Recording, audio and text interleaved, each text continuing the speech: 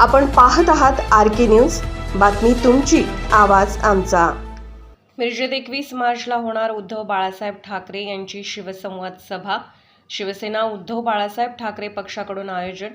मिरजेत शिवसेना उद्धव बाळासाहेब ठाकरे पक्षाच्या वतीने येणाऱ्या लोकसभेच्या निवडणुकीच्या अनुषंगाने शिवसंवाद सभेचे आयोजन केले आहे।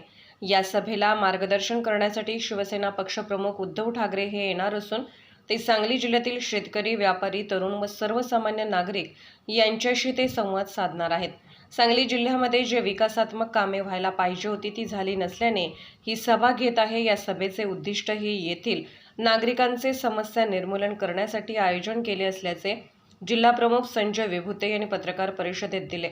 कुणाला चालवायचं आणि कुणाला पाडायचं हे जनतेला माहिती आहे। जे राजकारणातील डबल महाराष्ट्र केसरी आहेत त्यांनी फक्त शड्डू ठोकून उसना आव आणून पैलवान असल्याचे दाखवून सांगलीकरांना 10 वर्ष फक्त स्वप्ने दाखवली आहेत अशी नावं न घेता संजय पाटील यांच्यावर जिल्हा प्रमुख संजय विभुते यांनी टीका केली आहे।